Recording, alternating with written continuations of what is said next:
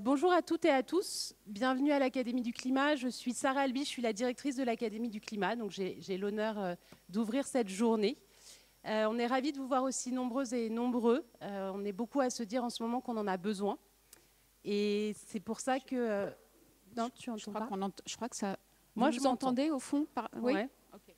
J'essaye de parler fort. Bon, c'est le matin. Ravie d'ouvrir avec vous, avec toi Alexandra, avec toi Pierre Abadan, avec toi Dan Lert, et je te dirai un mot Claire aussi après. 3 ans de partenariat, toujours cette envie de travailler ensemble, d'offrir avec le journal Libération à tous nos publics des temps de réflexion, mais aussi de mobilisation. Après la réussite de l'édition 2024, durant laquelle nous nous étions interrogés, à l'époque nous avions associé Banlieue Climat sur la question de qui est légitime pour porter le combat écologique.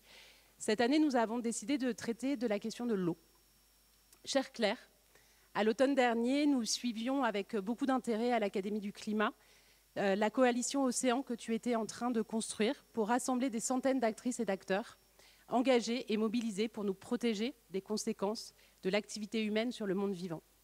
C'est pourquoi nous avions proposé à l'époque, par l'intermédiaire de jeunes femmes très engagées à tes côtés, au journal Libération de vous associer à cette édition. Si dans les prochains mois, plusieurs sommets institutionnels, dont la conférence des Nations Unies sur les océans, se tiendront pour parler de ce sujet, la mobilisation citoyenne a commencé sous ton impulsion. Nous étions à tes côtés vendredi dernier et nous continuerons à soutenir l'ensemble de la coalition dans les prochains mois et je l'espère que ça s'arrêtera au sommet de Nice et que nous n'aurons pas à nouveau à nous mobiliser après, j'en doute. Il était aussi important pour nous, et là je me tourne vers Pierre et Dan, de traiter le sujet de l'eau afin de mettre en évidence que de l'eau potable jusqu'à l'océan, en passant par la Seine, tout était lié. La pollution de l'eau potable a un impact direct sur le quotidien des habitants et des habitantes. Il en va de même pour l'océan. Les conséquences sont immédiates sur ce que l'on mange, sur ce que l'on boit, sur ce que l'on respire, sur ce qui nous fait vivre en tant qu'être humain. Jeudi, nous avons travaillé avec Oxfam et Libération auprès d'une centaine de lycéens pour construire un plaidoyer autour des enjeux de l'eau. Vendredi, nous avons rassemblé des dirigeants de villes, de départements, de régions pour parler, agir et faire avancer également le déploiement des politiques publiques pour répondre à ces enjeux. Hier soir, nous avons ouvert la séquence grand public. Alors on sait que dans cette salle, ceux qui sont là sont déjà plutôt convaincus qu'il faut agir. L'idée de cette journée, que nous avons du coup co-construite, c'est de vous proposer des experts, des débats qui éclairent sur certains points de nos problématiques. Non seulement pour monter en compétences ensemble, se donner de la force, voire des armes, et se sentir ainsi plus fort dans chacun de nos cercles. Vous êtes ici dans un lieu safe, un lieu soutenant, qui continuera à valoriser l'apport de chacune et chacun dans l'accélération de la transition écologique. Et surtout, à montrer, en ce moment, que nous sommes nombreux et nombreuses à y croire et à vouloir agir. Vous le prouvez par votre présence aujourd'hui. Merci à toutes et à tous et bienvenue pour cette journée.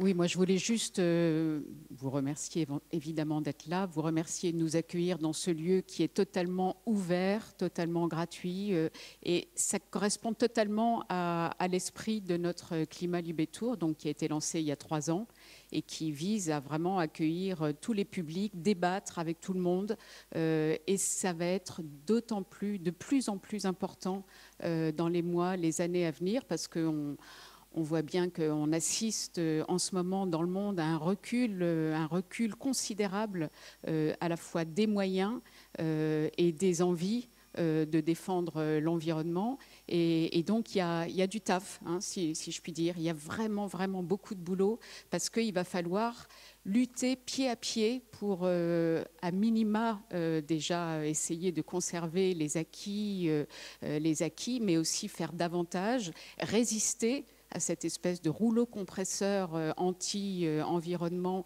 qui est en train de se mettre en marche, enfin qui s'est mis en marche depuis un petit moment, hein, mais là qui s'accentue.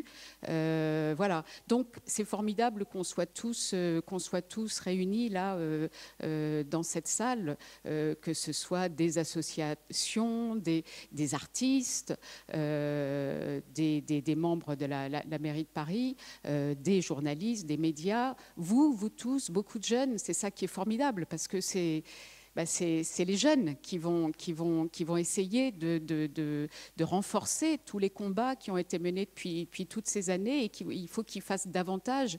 Il va falloir vraiment se battre pied à pied, d'autant que on voit bien que les budgets risquent j'ai parlé d'armes de combat, mais ça me fait penser que voilà, quand on voit tous les budgets qui vont être alloués au réarmement de l'Europe, c'est un sujet qui se tient, mais cet argent-là, peut-être, va-t-il être pris sur d'autres combats, et ça, il va falloir l'éviter à tout prix, et notamment celui de l'environnement. Pierre Rabadan, vous avez été présenté, vous êtes adjoint à la mairie de Paris, chargé des sports, des JO et de la scène. Donc vous avez eu pas mal de taf, vous aussi l'été dernier, je crois, hein, vous avez été pas mal occupé. C'est important pour vous d'être associé, enfin de vous associer à notre projet, ce Climat Libé Tour. C'était important de l'accueillir ici et d'être parmi nous.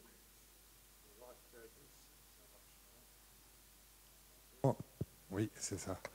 Oui, bien sûr que c'est important. À bien des titres, je vais essayer de vous en donner quelques exemples, mais merci de nous accueillir d'abord avec mon collègue Dan. Peut-être l'idée de ce matin est, au-delà de remercier les gens qui permettent ça, dont le journal Libération a le leadership avec la ville et l'Académie du climat. C'est important d'avoir des espaces d'échange et de discussion sur des sujets qui nous préoccupent beaucoup. Alors, comme le disait très bien Sarah, la plupart des gens qui sont là, même si on va avoir des échanges dans la journée, peut-être des confrontations d'idées, sont plutôt déjà convaincus. Mais pour nous et à la ville, c'est un objectif du quotidien. C'est vrai que moi, j'ai beaucoup travaillé sur la question de l'eau. Dan, il travaille au quotidien en tant que président d'Eau de Paris aussi, donc sur toutes les questions d'eau potable. Et il y a eu des actualités très récentes sur le sujet. Et on essaye d'avoir un prisme environnemental sur chacune des questions qui sont les nôtres. Évidemment, la Seine m'a beaucoup occupé et m'occupe encore beaucoup, on se le disait juste avant. Un travail sans précédent a été fait. Il était vital, mais il faut encore l'expliquer aujourd'hui. On est en train de lancer une convention citoyenne autour de la Seine, et je fais face très directement à des attaques, qu'elles soient digitales ou politiques, sur à quoi ça sert de dépenser de l'argent pour demander aux citoyens s'il faut donner des droits à la Seine. Voilà, j'ai droit à ce genre de questions en plénière de personnes très très ancrées sur le fait que oui, la baignade en Seine, c'est bien pour s'amuser de temps en temps. En fait, ils ne comprennent pas l'enjeu environnemental qu'il y a autour de l'eau. Et c'est, je crois, un des thèmes que vous allez aborder ce matin. Donc, il y a beaucoup d'efforts qui ont été faits sur ce sujet-là, beaucoup d'investissements, vous en parliez juste avant, qui sont des investissements conséquents. Et c'est peut-être important de souligner ce point-là. On me pose souvent la question, est-ce qu'il était nécessaire d'investir plus d'1 milliard d'euros sur 8 ans, donc c'est énormément d'argent, pour finalement que des athlètes pour les Jeux Olympiques et Paralympiques, et demain, vous et moi, on aille se baigner dans la Seine l'été quand il fait chaud. Et en fait, c'est pas ce sujet-là. Le sujet, c'est arrêter de polluer les cours d'eau, c'est reconquérir son milieu naturel, c'est prendre soin d'un élément vital qui est l'eau, qui fait qu'on est tous là ici aujourd'hui aussi. C'est la raréfaction en eau qu'on a connue et qu'on voit et qui est inquiétante. Voilà. Et tous ces sujets-là sont en fait liés à la reconnexion. Alors on dit beaucoup des Parisiennes, des Parisiens, mais c'est bien au-delà, parce que la Seine, vous le savez, elle commence à Dijon à peu près, et elle termine vers Le Havre. Elle fait 700 km. Il y a Lyon il y a la Marne. Voilà, c'est des écosystèmes gigantesques qui sont travaillés au travers de la reconquête de la Seine. Donc ça, c'est un enjeu intéressant. Un chiffre aussi qui est intéressant, vous l'avez peut-être déjà lu, Dans les années 80, il y avait 3 espèces de poissons différentes dans la Seine. Aujourd'hui, il y en a plus de 40. Donc voilà, c'est aussi un synonyme que reconquérir les milieux naturels, c'est aussi développer la faune et la flore, remettre un élément naturel qui est essentiel à notre écosystème. Donc il y a beaucoup de travail qui est fait évidemment autour de la Seine. Les canaux dont Dan s'occupe sont aussi importants dans le système de vie parisien. C'est au-delà de ça le sujet de la lutte contre la pollution qui nous intéresse. Alors la pollution atmosphérique, on en parle beaucoup à Paris autour de la place de la voiture évidemment, mais aussi la pollution des mégots qui est par terre, du plastique qu'on utilise. Donc voilà, on a aussi au travers de plusieurs événements, notamment celui des Jeux, essayer de travailler sur la sortie du plastique à usage unique. On a énormément progressé sur bien des secteurs, mais il reste encore beaucoup de travail à faire. Voilà, donc évidemment, il y a beaucoup d'approches différentes, mais l'eau nous paraissait aussi pour cette édition quelque chose d'essentiel, parce que d'abord, elle est vitale, et c'est quelque chose qui baigne dans notre quotidien. En fait, on a besoin d'eau, et donc on en croise. Il y a beaucoup de gens qui ne comprennent pas pourquoi, quand on leur dit de ne pas jeter un mégot par terre, ça a des conséquences sur les océans, directement. Voilà, donc ce lien-là, il a besoin de pédagogie, il a besoin de force politique, et particulièrement dans les temps que vous avez décrits et qu'on vit et qui sont extrêmement préoccupants. Et si vous avez dit tout à l'heure, les jeunes que vous êtes ici, et même un petit peu les moins jeunes, devront porter ça. Nous, on a aussi notre part, nous qui sommes un peu moins jeunes, on a aussi notre part là-dedans, et les années qui viennent vont être essentielles pour ça. Donc côté ville, et Dan le fait beaucoup au quotidien, et je le remercie, on est vraiment dans une volonté d'aller encore plus loin, parce que ce sujet est essentiel. Alors donc voilà, merci pour ça. Justement, on va essayer. On a un programme extrêmement riche aujourd'hui, avec plein d'invités passionnants, ça s'annonce passionnant. Donc on est très tenu par le temps. Donc évidemment, j'ai vu que Claire Nouvian, que vous connaissez tous, qui a fondé l'association Bloom, qui elle-même fait partie de la coalition des océans, je vous ai vu gratter parce que vous avez envie de dire, de réagir peut-être à certaines choses qui ont été dites. Mais ce que je vous propose de faire maintenant, vous aurez l'occasion de parler, c'est de démarrer la carte blanche qui vous a été accordée avec Swan Arlo, que vous connaissez tous, qui est un comédien. Et je vais vous présenter. Vous avez, je crois, vous allez lancer vous avez eu envie de démarrer cette carte blanche par un dialogue entre vous deux. Et ensuite, on discutera on reviendra sur ce qui a été dit. Donc, Claire Nouvian, qui a fondé l'association Bloom de défense des océans, il y a combien de temps maintenant? 20 ans. Oui, 20 ans. 20 ans de militantisme, de combat. Vous allez nous dire justement comment vous voyez les 20 années qui viennent. Enfin, peut-être pas, vous n'êtes pas obligé de raconter les 20 années qui viennent. D'abord, personne n'en sait rien. On ne sait même pas dans 6 mois à quoi ressemblera le monde. Swan Arlo, vous êtes une figure connue du grand et du petit écran. Et vous avez fondé l'association CUT, qui vise à essayer de sensibiliser les milieux du cinéma à la défense de la planète, c'est ça? Et ça marche, ça? Ouais, oui, je crois. Ouais, c'est mieux quand même. Ouais, c'est mieux. Oui, alors moi, j'ai pas fondé CUT, mais c'est à l'initiative de Jérémy Régnier, qui a eu une prise de conscience comme ça et qui s'est dit, mais il faudrait absolument qu'on fasse quelque chose dans le cinéma, qui serait d'abord un point de départ pour réunir tout ce qui existe déjà. Parce qu'il y avait déjà plein de choses qui existaient, des écoprods, des machins. Enfin, donc d'abord de faire... donc lui, là, pardon, je suis un peu confus. Non, mais donc lui, il a réuni plusieurs personnes. Ouais. On est 8, je crois. Qui te sentaient sensibles à ces questions-là? Oui, et puis qui travaillent dans le milieu du cinéma, mais à des postes différents, donc réalisation, production, distribution, voilà, ou des acteurs comme nous.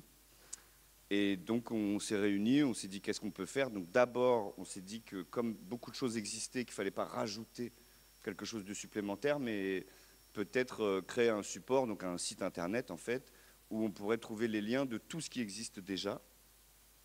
Dans le milieu du cinéma? Voilà, d'accord. ouais, concernant la production, la distribution. Enfin bon, je ne connais pas le détail de tout ce qui existe, mais il y a les écolabels, les écoprods, les machins. Enfin, il y a déjà des choses qui existent, donc c'était pas la peine de se rajouter dessus en disant nous, on va faire mieux que les autres ou je sais pas quoi. Donc de rassembler tout ça et ensuite de voir où est-ce qu'il y avait des manques, des besoins. Ouais.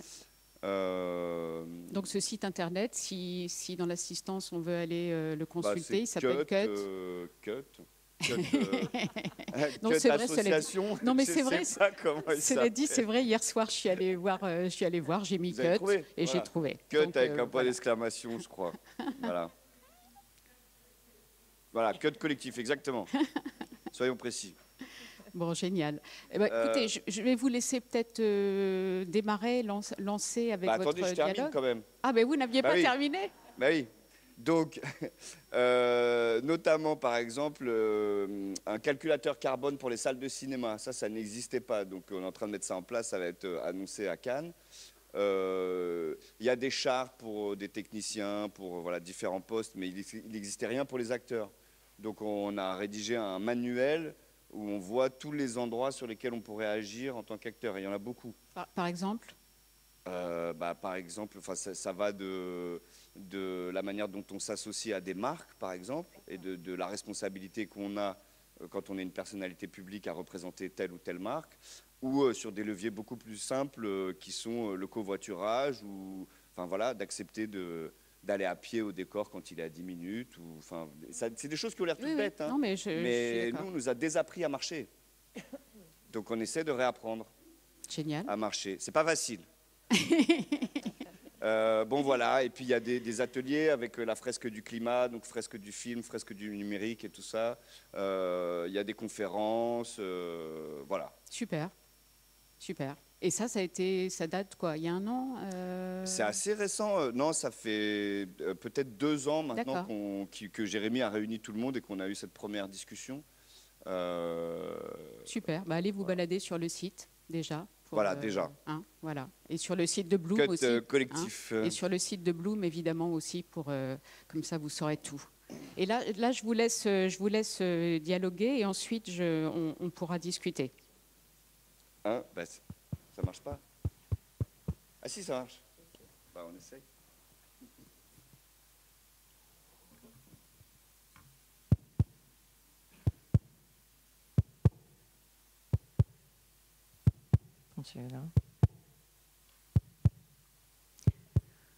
Au commencement, il y eut une pulsation, une simple membrane entourant des molécules, la première vie, le premier organisme, une cellule, un microbe. C'était il y a 3,7 milliards d'années. Près d'1 milliard d'années après la formation de notre planète. 1 milliard d'années. C'était rapide pour inventer la vie. 1 milliard d'années de soupe prébiotique sans vie, puis 1 milliard d'années de microbes, et enfin les premières cyanobactéries, celles qui inventent la respiration. La première respiration. Une invention des cellules primitives, des bactéries archaïques, les cyanobactéries. Des génies, ces cyanobactéries. Elles inventent la photosynthèse. Elles se mettent à utiliser la lumière du soleil pour créer de la nourriture à partir de dioxyde de carbone et d'eau. Et dans le processus, elles rejettent de l'oxygène. Il faut prendre la mesure de la chose. À l'origine, il n'y avait absolument pas d'oxygène dans l'atmosphère primitive. Toute la production d'oxygène à ce moment-là est donc une création des bactéries. Avec la photosynthèse et la respiration, les cyanobactéries transforment toute la chimie à l'échelle planétaire et donc l'histoire du monde. Respect. Pendant près de la moitié de la vie de notre planète, il n'y avait pas d'oxygène. Tu te rends compte? Et bam, il y a 2,5 milliards d'années, tout change, de l'oxygène en masse. Ça va être une révolution, cette grande oxygénation. La première révolution de la planète, qui en entraîne une autre, Dans les hautes altitudes de l'atmosphère, tout cet oxygène va se recombiner en 3 atomes d'oxygène. Mais 3 atomes d'oxygène, Swan, c'est... De l'ozone. Une couche d'ozone se constitue à 20 km autour de la Terre grâce à l'oxygène produit par les bactéries. Cette couche d'ozone va filtrer le rayonnement ultraviolet et rendre la vie possible sur les continents. Jusqu'à ce que la couche d'ozone se forme, le seul endroit où le vivant et la vie pouvaient se développer sans être brûlés par le rayonnement ultraviolet du Soleil, c'était dans l'eau. Donc à partir de là, ça devient techniquement possible de vivre hors de l'eau. Ce sont les bactéries qui rendent possible l'émergence des formes de vie. Donc pour résumer, on a 1 milliard d'années d'océan primordial sans vie, puis 2 milliards d'années de bactéries. Et toujours pas de cellules avec noyau à l'horizon. Ah non, pour les cellules avec noyau, il faut attendre encore 1 milliard d'années. La deuxième grande révolution du vivant, celle qui se produit lorsqu'un microbe se met à vivre à l'intérieur d'un autre microbe et donne naissance aux organismes multicellulaires. Désormais, les cellules ont un noyau et ça va tout changer. Le noyau, c'est le codage, c'est l'ADN, c'est la rampe de lancement des organismes complexes, le centre de commandement de la diversité des cellules. Le noyau va diriger, stocker, contrôler toutes les activités et les informations de la cellule. La division cellulaire, les chromosomes, les gènes. À partir du noyau, tout devient possible. La peau, le sang, les os, les animaux. Il y a 800 millions d'années, les premiers animaux. À partir de là, ça va très vite. À l'échelle géologique, tu veux dire? Oui, c'est un tourbillon. La reproduction sexuée permet le mélange des gènes, la combinaison des patrimoines, l'augmentation des résistances aux perturbations, aux pathogènes. À partir de 600 millions d'années, les continents se morcellent, de nombreuses mers peu profondes et chaudes apparaissent, les conditions environnementales sont réunies. Et c'est une véritable explosion de vie. Mélange des génomes, diversification effarante des espèces, l'explosion cambrienne, un Big Bang du vivant. Et une succession d'innovations ultra rapides. En 20 millions d'années à peine, les premiers yeux, les premières nageoires, les premières pattes articulées, les premières pinces. Et une nouvelle, une immense, la plus grande des révolutions, le squelette. Les animaux forment des coquilles, des spicules, des carapaces. Ils peuvent se dresser, se protéger, se déplacer sur le fond. Les prédateurs évoluent pour les voir, les chasser, les transpercer, les dépasser en vitesse. C'est une course à l'armement entre prédateurs et proies. Au plus rapide, au plus robuste, au plus costaud. Et au plus mobile. Le vivant, jusque-là des organismes plats et attachés au substrat, se redresse, se détache des fonds marins et part à l'assaut des eaux libres, la vaste masse d'eau. C'était il y a 500 millions d'années. Et toujours pas de vie ailleurs que dans l'océan. L'océan. Le berceau. Et l'horizon du vivant. Et après ? On est à moins 480 millions d'années et ça y est, enfin, la vie sort de l'eau. Des plantes d'abord minuscules, des petites algues dans les milieux humides. Pendant 60 millions d'années, elles ne feront pas plus de quelques centimètres. Il faut dire qu'il fait tellement sec, il fait tellement fin, il fait tellement hostile sur Terre. Alors, pourquoi quitter l'eau ? Ah oui, pourquoi quitter l'eau ? En réalité, les plantes ne choisissent pas. Elles ne décident pas un jour d'aller mourir dans le désert des continents alors qu'il n'y a rien. Rien, de rien, de rien. Ni animaux, ni plantes, le néant. Non, elles ne l'ont pas choisi, elles sont rejetées par les mouvements de l'eau sur les rivages et elles se retrouvent exposées à des périodes de sécheresse. Ça prend des millions d'années, mais les plantes s'adaptent. L'évolution, c'est une valse entre créativité et contrainte. Et face au stress de l'absence d'eau, les plantes inventent l'hormone magique qui permet d'éviter la déshydratation. Cette hormone est le prérequis pour la vie hors de l'eau. On la retrouve dans absolument toutes les plantes aujourd'hui. Cette hormone va littéralement changer la face du monde. Grâce à leur hormone anti-sécheresse, les plantes sont parées pour conquérir tous les milieux. Plus elles s'étendent, plus elles oxygènent l'atmosphère, absorbent le dioxyde de carbone et refroidissent le climat. Après les bactéries dans l'eau, c'est au tour des plantes de transformer le monde et de créer les conditions pour l'expansion de la vie animale sur la terre ferme. Et ça ne tarde pas. À partir de l'explosion cambrienne, la vie ne fera que se diversifier.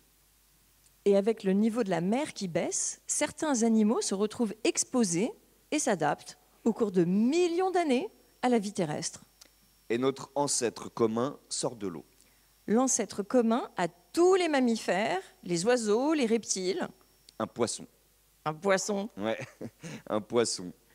Tiktaalik, c'est son nom. Il y a 375 millions d'années, il est sorti de l'eau et il s'est mis à marcher. Alors, pas du jour au lendemain, évidemment, hein. Ces processus d'évolution prennent des millions d'années. Mais ce qui est remarquable chez ce poisson Tiktaalik, c'est son squelette. Sous ses nageoires, il a des doigts. Et il a plus que ça même, il a le plan de notre corps. Une épaule, un coude et même un début de poignet. Des jambes, un cou. Nous sommes tous issus des poissons. Nous, les humains, mais aussi les reptiles, les amphibiens, les mammifères. Tous les vertébrés issus des poissons. Tous. Tous taillés sur le même patron d'origine. Les cochons, les oiseaux, les pingouins, les phoques, les humains. Nous avons tous 5 doigts. Sous la nageoire des baleines, 5 doigts. Dans les ailes des chauves-souris, 5 doigts. Et même les sabots des chevaux. Au stade embryonnaire, pendant quelques jours, on les voit, les 5 doigts. Retrouver la conscience de nos origines communes, c'est comme peler un oignon. Couche après couche, l'histoire nous est révélée. Des humains, on remonte aux primates, puis aux mammifères, aux poissons, et finalement, on arrive à notre origine aquatique. La structure calcaire de nos os, une évolution des dents de requin. Et notre sang, une composition identique à celle de l'eau de mer. Nous sommes des morceaux d'océan. Des poches d'humidité luttant contre l'aridité de la terre. Obligés de cligner des yeux toutes les 4 secondes pour ne pas nous dessécher. Nos origines, cette proximité, cette interdépendance, comment est-ce qu'on a pu les oublier? Ouais, ça, c'est la partie incompréhensible. L'évolution n'a pas été un long fleuve tranquille. Il y a eu des périodes de foisonnement, des périodes de calme, des phases d'extinction, mais jamais en raison d'une espèce. Ce qu'on a fait est unique d'efficacité. Notre maîtrise du langage, notre organisation sociale, notre développement cérébral, technique. Et nos massacres. Du jamais vu. Les mammouths, les dodos, les vaches de mer, les grands pingouins, chassés jusqu'à l'extinction. Déforestation, fragmentation des habitats, destruction, extraction, pollution, contamination et extinction. En un siècle, on a réduit de plus de 90% les abondances de grands poissons dans l'océan. En 40 ans, le continent européen a perdu 800 millions d'oiseaux. En Amérique du Nord, les pertes d'oiseaux sont de 3 milliards depuis 1970.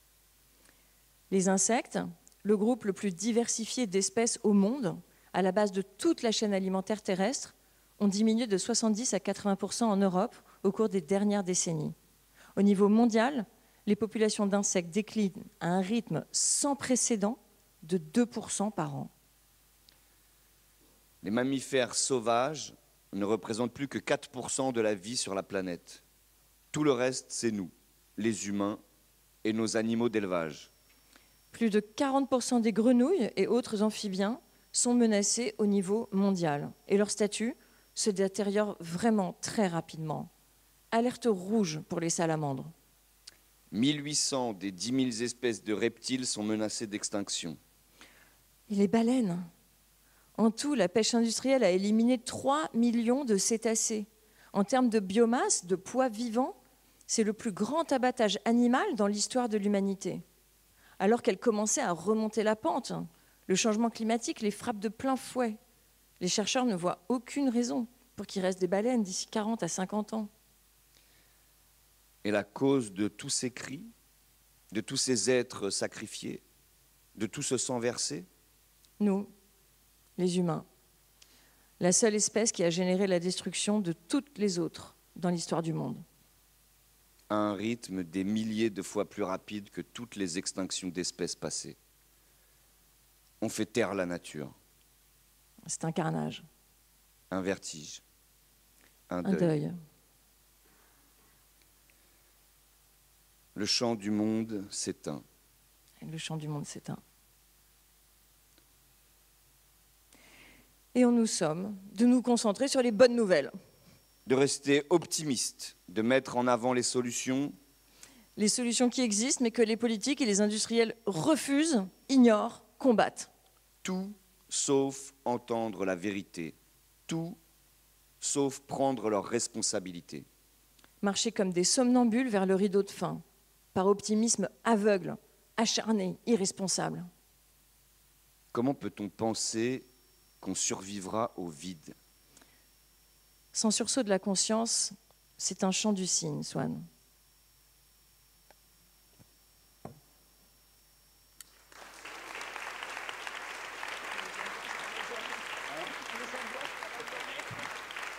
Vous pouvez pas applaudir à ça, hein.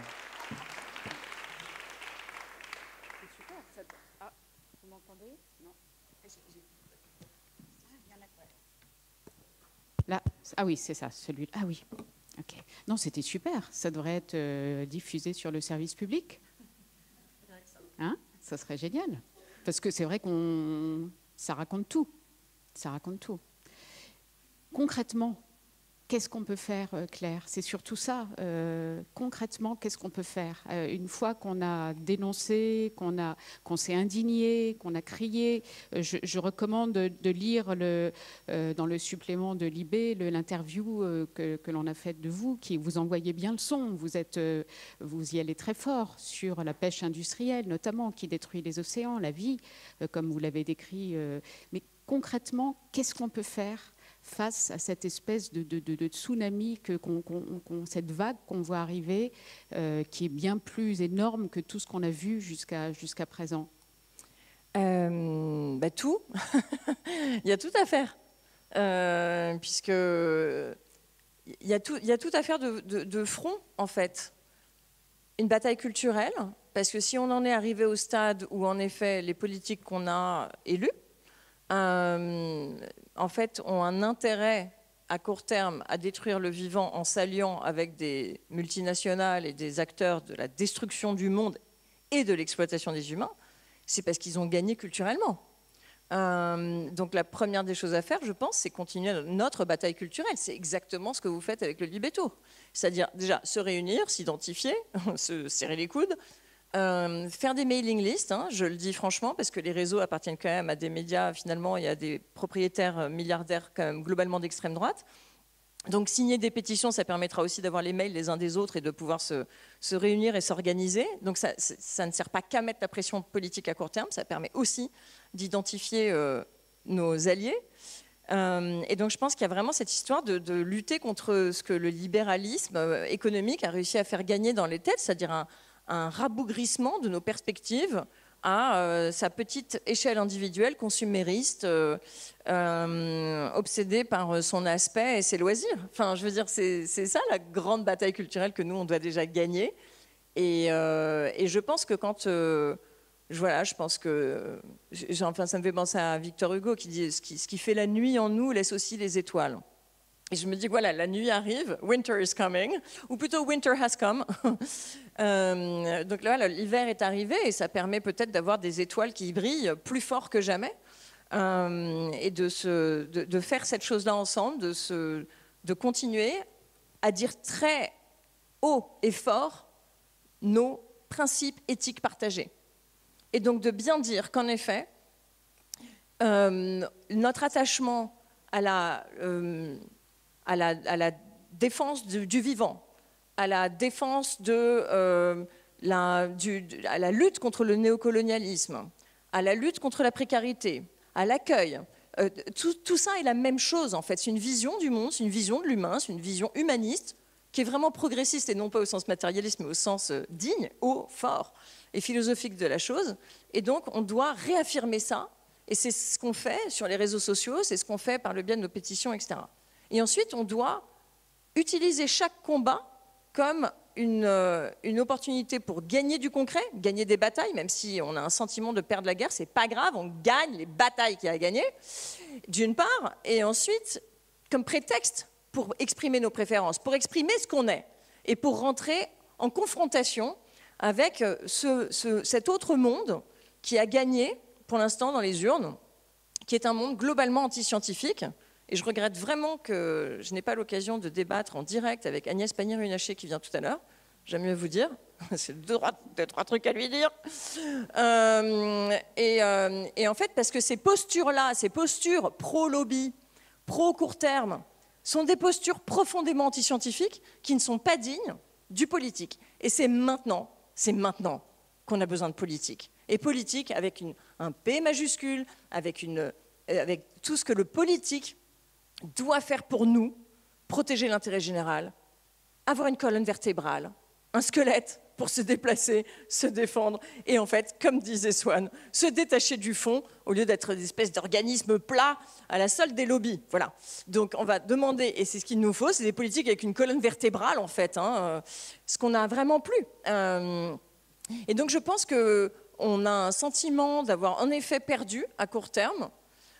Mais en même temps, je me dis, mais puisque le danger qui nous est représenté par ce que devient les États-Unis, ce pays du jour au lendemain quasiment, c'est-à-dire un État fasciste, antiscientifique, violent, qui vole des gens dans la rue, comme on l'a vu avec cette étudiante turque, mais quelle folie. Ok, il nous donne quand même à voir ce que sera un monde d'extrême droite. Si à partir de là, le choix collectif dans les urnes reste de voter pour l'extrême droite, il faudra donc accepter que pendant un temps, l'humanité aura décidé de détruire la démocratie en même temps qu'elle détruit le climat. Mais on a bien vu pendant les dernières législatives qu'il y avait un sursaut qui était possible, même si il y a des tas de critiques à faire sur ce que la gauche, toute la gauche sens large a fait de cette chose-là. Mais il n'empêche que voilà, la politique, au sens noble, peut faire son grand comeback. Et je pense que, bien sûr, on peut reprocher des choses, parce que personne n'est jamais parfait. En attendant, la politique de la ville qui a été menée à Paris a transformé la ville. Un point, c'est tout. Et donc un politique qui fait quelque chose de long terme, qui prend la cause des citoyens et non pas la cause des lobbies, et qui a le courage, parce qu'il faut quand même dire un truc, le respect, c'est évidemment pour les bactéries, mais aussi pour Anne Hidalgo quand même, qui s'est pris les lobbies automobiles avec une violence que personne dans cette salle ne peut se représenter, eh bien, qui trace sa route. En fait, c'est juste une valeur, une espèce de... ça s'appelle quoi? Du courage. Ce dont on a besoin, c'est de courage. Et donc, je pense que dans une époque où on voit gagner l'aspect le plus effondré de l'humanité, ça appelle à un sursaut du courage. Donc, je pense que l'ère du courage, la grande ère du courage, s'ouvre. Alors,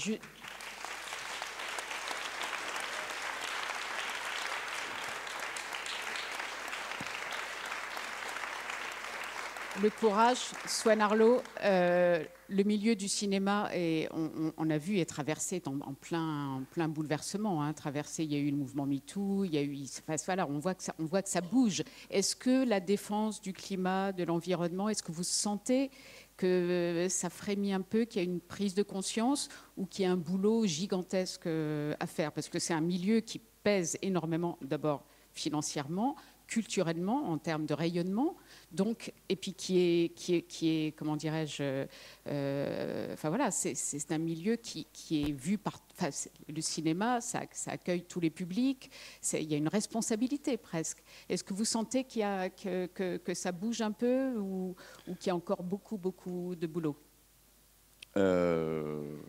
Oui, je pense que ça frémit, mais enfin ça frémit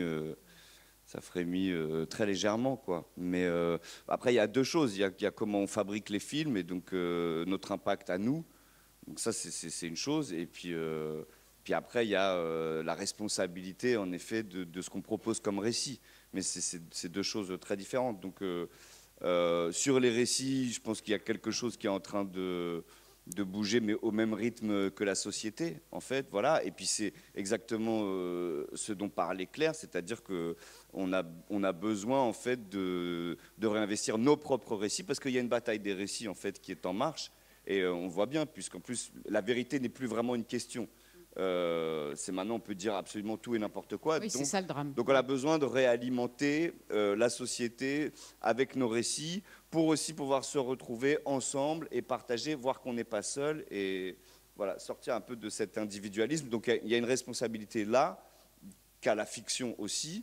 Et après, nous, c'est une industrie, on est absolument complètement comme le reste de la société dans une économie de marché, où en fait on marche sur la tête de plus en plus. Et que quand même les chaînes de télé, c'est les mêmes qui ont la presse, qui ont tout, etc. Donc il y a de moins en moins d'argent. Il y a évidemment certains sujets qui sont bloqués. Enfin voilà, ça c'est. Les films sont de plus en plus difficiles à financer. Enfin, je veux dire, ce qu'on appelle les films du milieu, c'est-à-dire que les films qu'on fait avec rien, on les fera toujours avec rien. Et les films qu'on fait avec beaucoup d'argent, qui sont destinés à faire beaucoup de spectateurs, on les fait aussi. C'est tous ceux qui sont entre les deux qui ont de plus en plus de mal à se faire. Voilà. Et puis nous, on a besoin de notre propre prise de conscience. Donc elle est à la fois individuelle et collective. Et ça, c'est très, très, très, très long. Ouais. Voilà. Parce que tout le monde est d'accord. Hein. Enfin, a priori, tout le monde est d'accord. Oui, sur le papier, tout le monde est d'accord. Voilà, tout le monde est d'accord. Par contre, moi, personnellement, tu comprends, je n'ai pas que ça à faire de marcher pendant 10 minutes. Donc oui, tu vas venir me chercher en bagnole. Mais après, je suis d'accord. Hein. Voilà. Mais je pense qu'on peut souligner aussi, et d'ailleurs te remercier publiquement, mais merci pour ton courage, Swan, parce que, en fait, qui a l'oreille des gens? Le milieu culturel, voilà. Donc si on avait, ou le milieu sportif, en fait, il n'y a pas, qui a un accès immédiat à l'ensemble des Français aujourd'hui, des superstars et des footballeurs. Voilà. Donc si on avait plus de Swan Arlo qui sont capables en effet de faire leur métier et de sortir de leur couloir de nage pour dire ça me concerne en fait, ça nous concerne, parce que on sait très bien que les fenêtres d'action, c'est maintenant. Le GIEC nous l'a dit et répété. C'est pas dans 20 ans. Hein. C'est pas, dans 20 ans, on plie les Gaules quasiment. Moi, je me suis vraiment donné 20 ans. Et au bout de 20 ans, ça va être la guerre. Donc, on va essayer d'éviter que ce soit comme ça. Parce que ça prend très peu de temps. On parle de l'eau. C'est le thème de votre Libé-Tour. Je vous rappelle qu'il y a 2 ans, quand il y a eu cette immense sécheresse en Espagne, en 24 heures même pas, quand il y a eu des pénuries d'eau, les gens se volaient de l'eau avec des milices armées. Mais justement, on va parler là. Ça prend 24 heures. Il ne faut pas gratter très loin sous la surface de la peau d'un humain pour trouver de la barbarie. Il faut 24 heures, même pas. Juste une tension sur l'eau. Donc on est sur les dernières fenêtres d'action. Et c'est pour ça que la détermination doit être... Et je pense que Bruno Latour disait qu'on marchait quasiment comme des somnambules vers un effondrement de la civilisation, et il trouvait ça fou qu'on prenne tout ça avec autant de calme. Je pense qu'il va falloir quand même un tout petit peu s'exciter là. Donc merci Swan d'avoir le courage de faire ça. Je voulais aussi ajouter quelque chose de très important. J'ai parlé de la politique. Alors en 2 minutes. Parce qu'il y a un prochain débat qui doit démarrer. Ok, pardon. Alors très rapidement, j'ai plein de trucs à dire. Parce qu'en plus, c'est un débat très important sur la France est-elle au bord de la pénurie d'eau. D'accord. Ouh là là. Bon, alors attendez, je vais aller très très vite. 2, je vais faire tous mes points. Donc, les infrastructures. Vous voyez, on peut passer, Anne Hidalgo, elle aurait pu passer tout son mandat à dire vous les Français, vous aimez le vélo, vous n'aimez pas le vélo, vous n'aimez pas encore le vélo, est-ce que, faudrait bien que vous ayez... On va faire des blablabla, je parle très vite du coup. Alors, elle n'a pas fait ça. Elle a créé les infrastructures. Et une fois qu'on a les infrastructures, on fait du vélo. Un point, c'est tout. Donc on crée les infrastructures, c'est ça les politiques publiques. On crée ce qu'il faut. On veut sortir du chalutage, qui est une destruction absolument aberrante. Alors on met de l'argent pour accompagner les chalutiers pour qu'ils fassent autre chose que la destruction de l'océan. Et ça marche. Et donc les petits disent non, les pêcheurs ne sont pas pour. Les pêcheurs, d'abord, il y a 74% de pêcheurs qui ne font pas du chalutage, qui sont de la petite pêche tout à fait passive et tout à fait comme il faut.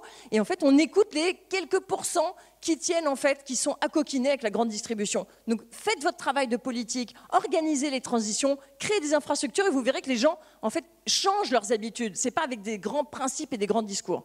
Donc voilà. Et sinon, l'argent magique nous a dit Emmanuel Macron n'existait pas. L'argent magique n'existe pas. Et en fait, si l'argent magique existe, ils viennent de trouver 700 millions d'euros de la taxe éolienne pour finalement abreuver le secteur de la pêche destructeur. Donc en fait, on a un sommet demain et après-demain. SOS Océan. Emmanuel Macron y sera. Il va parler lundi matin. Parce que c'est mon dernier moment. Alors je vous le dis tous autant que vous êtes. On va poster une vidéo aujourd'hui pour interpeller Emmanuel Macron. C'est le moment de mettre la pression des pressions pour obtenir en fait qu'il craque et qu'au lieu d'écouter 800 bateaux qui détruisent 670 000 km² d'écosystèmes marins chaque année, donc plus que la France, à 800 bateaux par an, c'est complètement délirant, qu'ils écoutent 78% des Français qui veulent une véritable protection de l'environnement marin pour le vivant et pour le climat. Merci. Bravo.